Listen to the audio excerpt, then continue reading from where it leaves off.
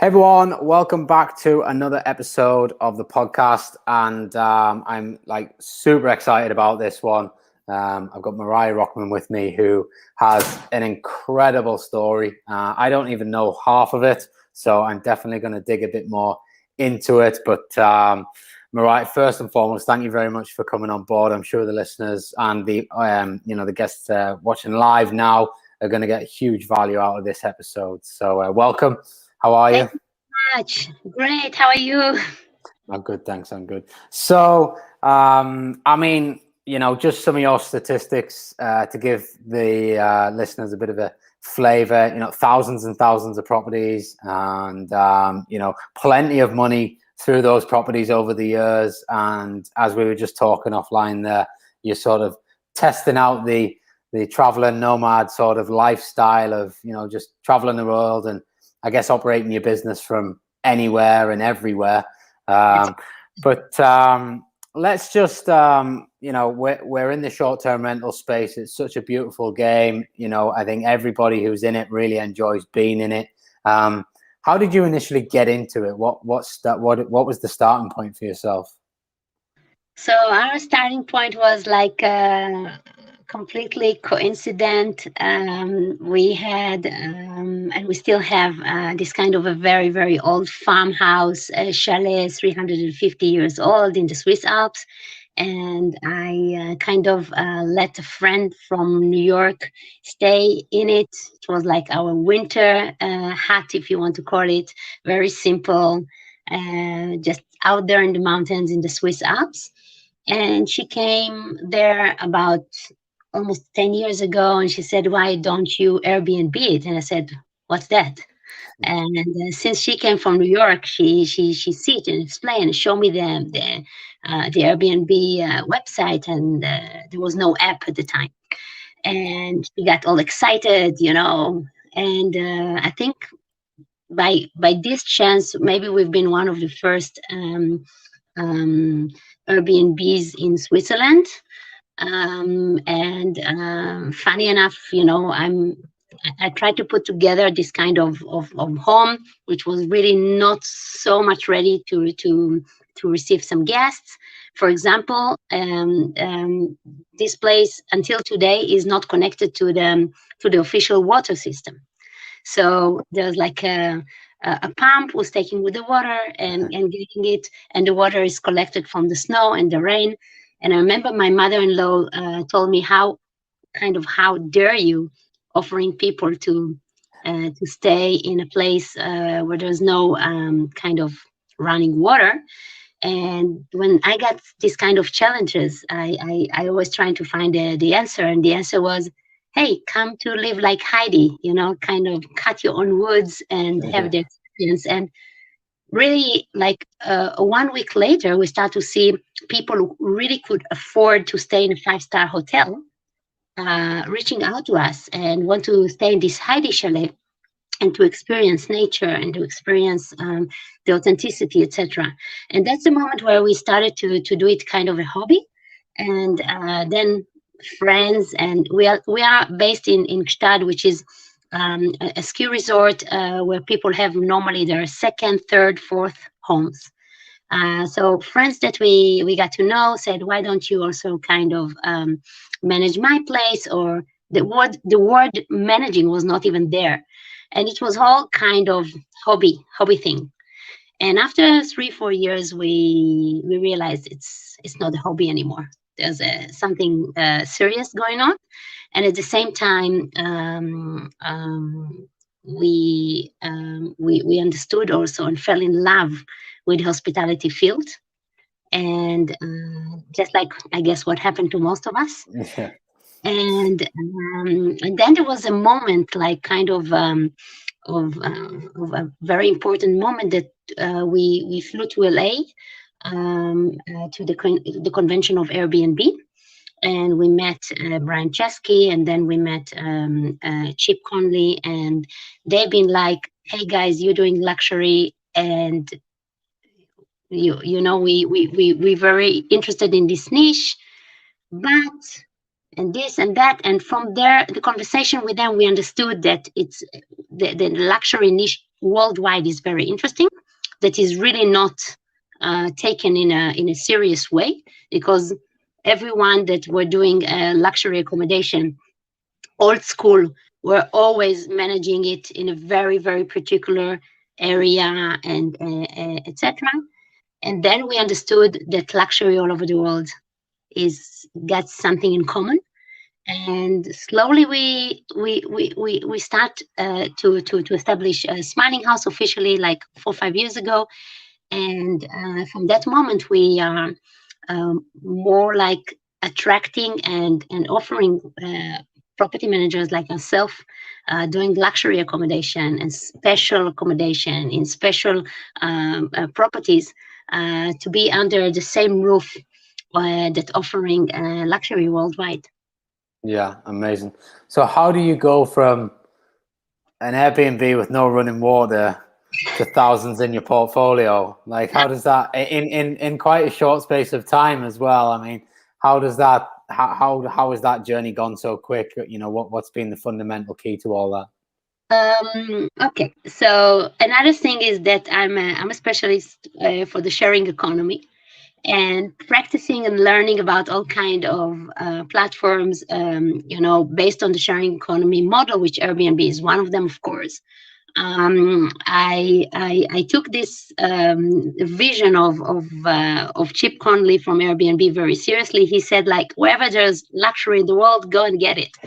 And that was under the idea of Airbnb going to focus on this part of niche. That never happened. But Ira and me, Ira is my husband, and he's the CEO, and we founded the Smiling House together. We took this very, very seriously, and we start to actually fly to different destinations, kind of setting up meetings with homeowners that have been shocked that we've been actually on the island, in Ibiza, in Mykonos, not anymore this kind of trying just to be in touch with them over the phone. And people were welcoming us very, very with open hands. And we said, like, we want you to join our network of luxury homes. And we never heard no, Mm-hmm.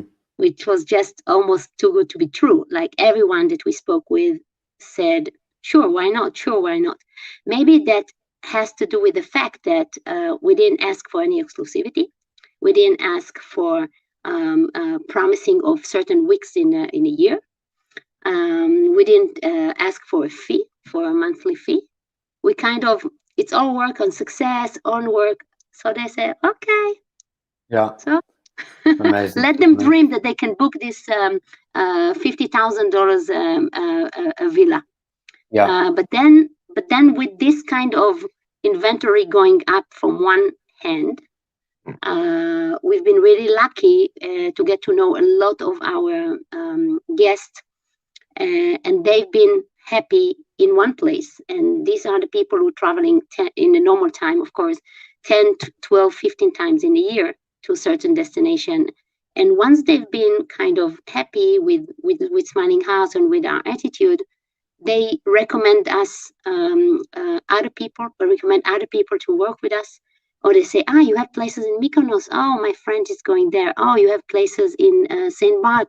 So I have another house that is actually mine, and I'll be happy to add it to the collection. So it was really kind of entering this kind of a club, and they've been very supportive and very referring. And I would say that we grew a lot thanks to our guests.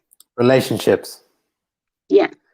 Yeah. And a close relationship with the guest, that, because if you think about it, in the true luxury accommodation, the guests that coming to one place are actually the owners of another place.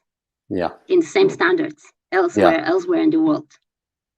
Yeah. I guess that high net worth individual is more than likely going to have a property portfolio.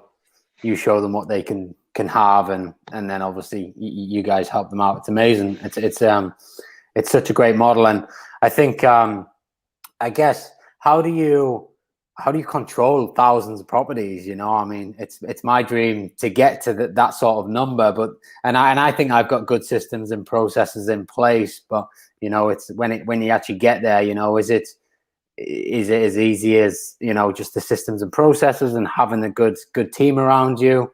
How much do you get involved? How much does your husband get involved now? So yeah, so first of all, I would like to emphasize on something important. Smiling House is a request to book platform or model, which is very different than the OTAs. So actually, for many years, we've been working kind of hard because the OTAs and all the beautiful PMSs and the automation and all the tech been evolve around our industry was not so much in our use. We have 2 PMSs, but and still we couldn't really enjoy all the features, etc. So in a way, we had to kind of build it ourselves. So the level of involvement is quite high. We are working, of course, with a very, very dedicated team, but we are working more than anything. We are working with property managers all over the world.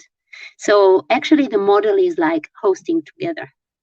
If you think about it, Smiling House is acting in 2 different kind of roles. First of all, we have many times the direct client who's interested of this kind of inventory of special offer. Many times we are in need to offer something that is not even in our portfolio, and we're seeking. Actually, we don't say, "Oh no, it's not relevant," or "It's not free." So sorry, bye.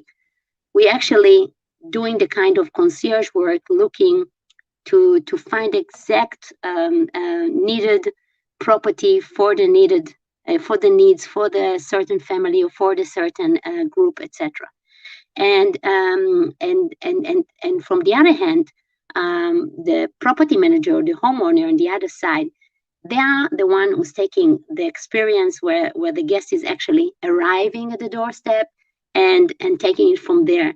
You know, when you're going, for example, you're going to I don't know, to the Provence, you don't want Moriya from Switzerland to open the door. You want somebody you know, local with croissant on the table and with good bottle of wine from the area. So by hosting together with the property managers, we are doing the first part of the journey, including the booking and all the questions and all the special requests, and then when our guest is arriving, he's meeting Michelle or Theodore or I don't know, Moises or whatever, wherever he is in the world, and they are the authentic part. They could be even the homeowners of the whole thing, but for our guest is not really important. What's important for him is the global kind of experience from A to Z, from the process of booking and listening to every little detail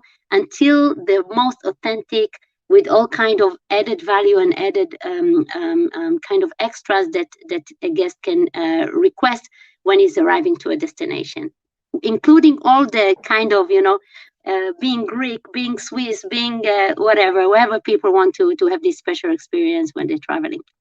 Yeah, amazing.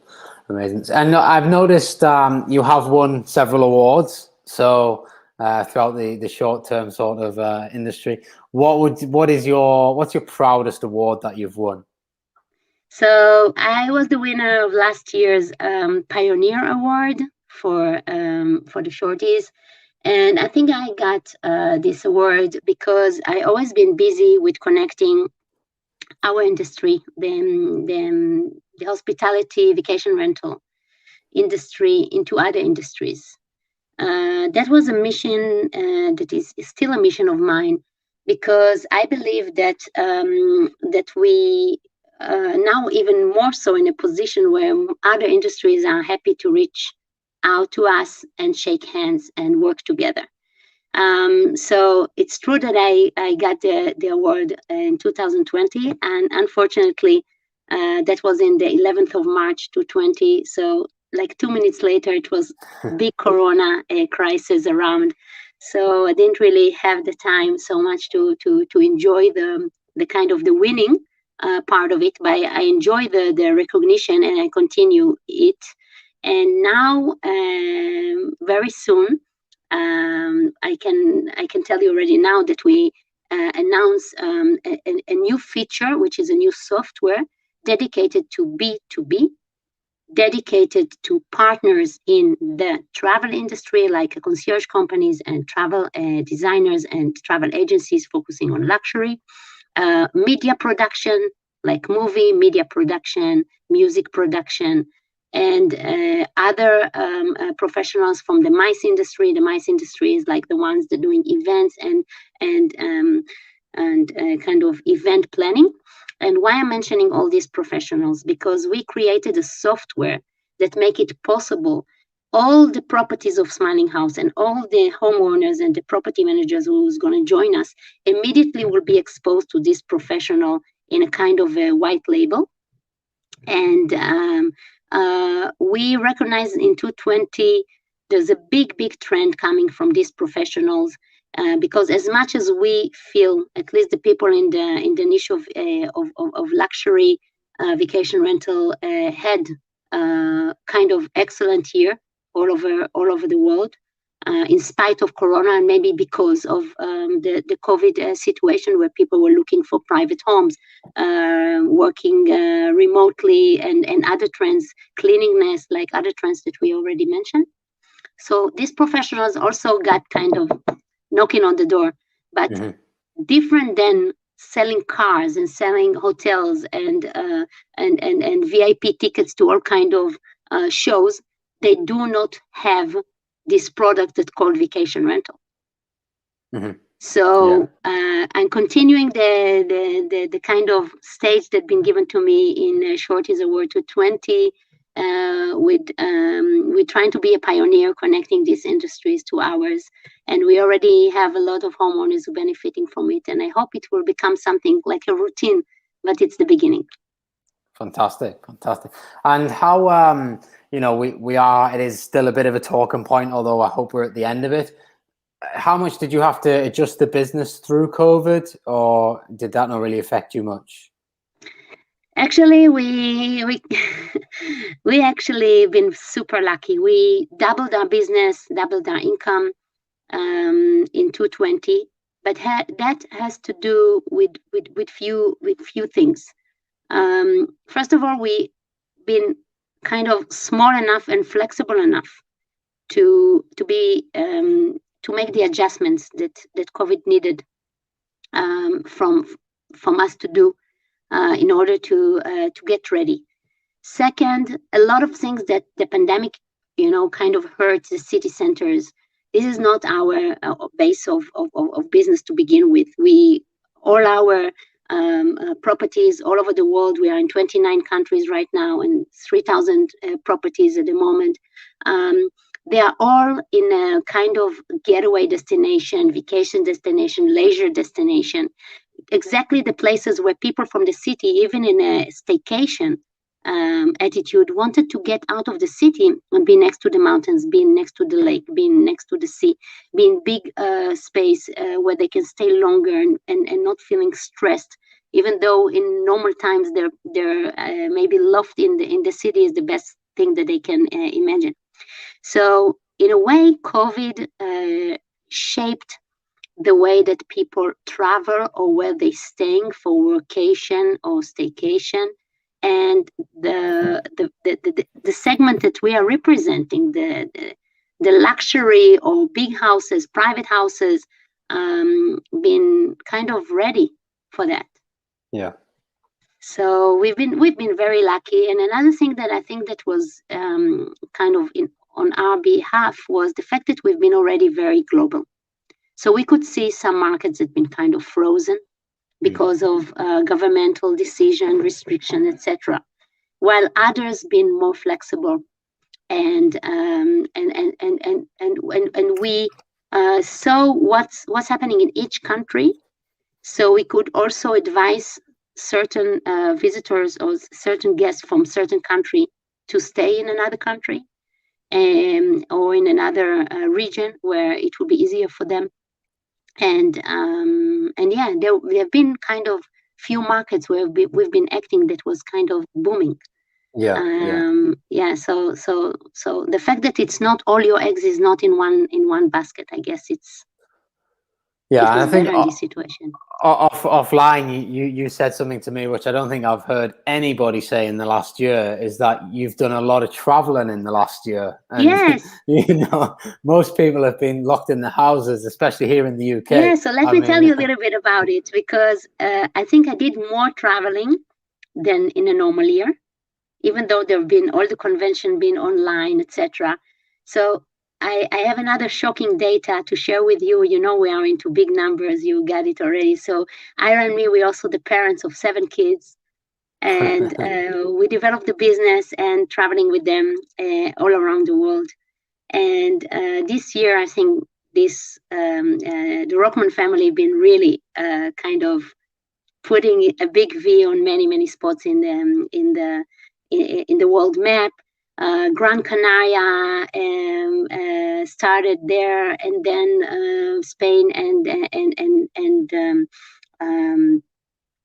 Portugal, and then continue for about 2 months in Greece, in between Switzerland, Israel, and our last big kind of adventure been developing the Seychelles market and enjoying ourselves really to the top, while really exploring how does it feel to be a digital nomad, dealing with the kids, kind of schooling while traveling, while learning, while developing. And so now Seychelles is one of our new markets, and I believe it's going to be a great one. It's a completely green country waiting for visitors to come. And I just continuing our travel. And next Monday we're going to hop on a flight. And a month ago we've been to Paris, and it's not easy to travel these days, but it's possible. Mm-hmm. And the world, this is one thing I want to tell you all, the one who's listening here today, the world stay really beautiful, maybe even more beautiful. The sea, a lot of natural places kind of got a boost of recovering. We met a lot of new property managers and homeowners who are eager to bring value and to deliver even better experience for the one who's going to travel. And I think it's very important also to see that the kind of standardization of what to expect in level of cleanliness and professionality of managing properties also kind of stay higher because of COVID. I believe that a lot of kind of, people who said, it's trendy, let's get into the hospitality kind of space and make a little bit more money. These are the first ones to not to be with us anymore. Yeah. And it's on our behalf, actually. Yeah, I think someone's told me the other day almost 50% of operators in London left the market last year. So that gives you a bit of a numbers, percentage on it. I think around 35% of short-term rental operators March last year are no longer in operation March this year. Exactly. So. And the one that stays and the one who kind of survived and have also the ability to keep their head above the water in such times, they will be the one that will probably deliver much better experience to the guests. There will be the one, or this is us, let's say it this way, the ones that will continue to create a better name for our industry.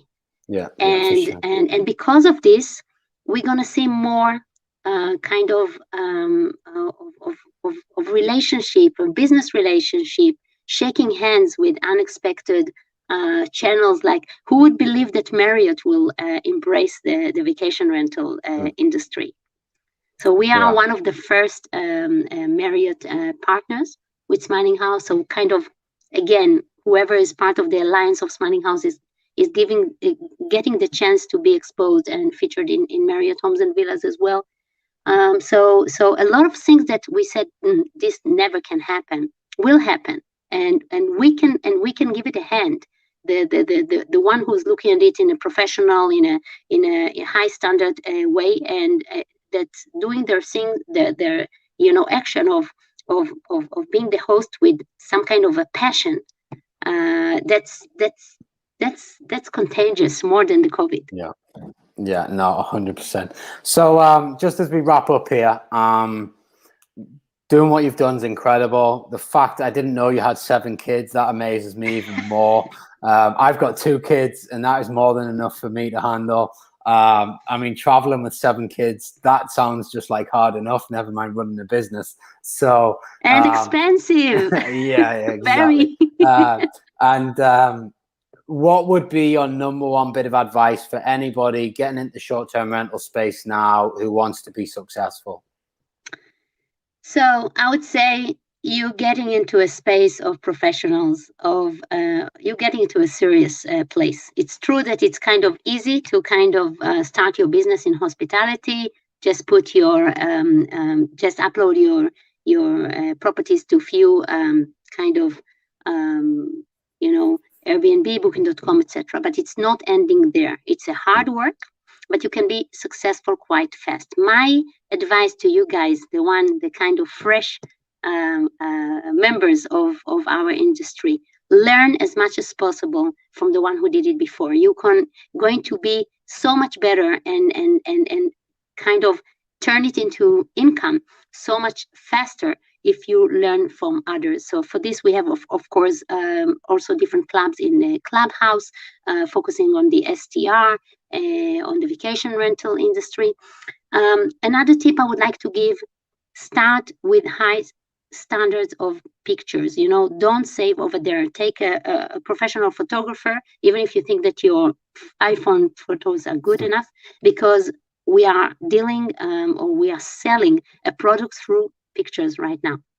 And the last thing is I would like to say is, wherever you are in the world, be the ambassador of your destination. Learn your destination, kind of express it with kind of hidden gems, with your own tips. People care and they want to learn and to decide on staying in your place through your knowledge about the hospitality experience that you deliver as part of the kind of the flair of a whole area where your place is. If it doesn't matter if it's in the city or in a leisure area, you have to be an ambassador of your destination, and in the end, use all social media that you ever heard of. LinkedIn and Instagram and Facebook, and don't rely only on the OTAs. Start your path with the OTAs and start from day one to think how you're branding your own little hospitality business, because look what's happening. It can grow to thousands in a few years if you think in the right way. Amazing. Thank you very much. You're obviously joining us for the short-term rental summit that we're going to be putting on in a few weeks. So again, can't wait for you to be involved in that as well. I think that's going to be great. And it's going to be amazing. And thank you for having me over there. Thank you. Yeah, no, I mean, it's amazing how we've all connected on Clubhouse. There's like this little industry that we all kind of knew of people, but then Clubhouse has brought so many of us together, and we're like just doing greater and bigger things for the short-term rental space. And I just love where it's going and how it's connected us in different parts of the world. And we're hearing each other's stories of how each of us are doing it differently, but it's all in the same industry. And, for anyone listening, anyone watching, there's no better time than now to get involved in this game. Just take some action, and follow and listen to what's being said. Success leaves clues. So, just listen to what's being said and take some action. But finally, how can people speak with you, contact with you, find out a bit more about you? What's the best place? Yes. So I'm happy to talk to each and every one of you. And you can find me in Facebook. You can find me under Smiling House, of course, in LinkedIn under Moriya Rockman. Our website is smilinghouse.ch. By the way, our website is becoming, hopefully in the end of April an official luxury vacation rental channel.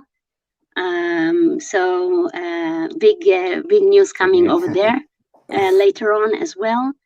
And Instagram, you can follow Smiling House in Instagram.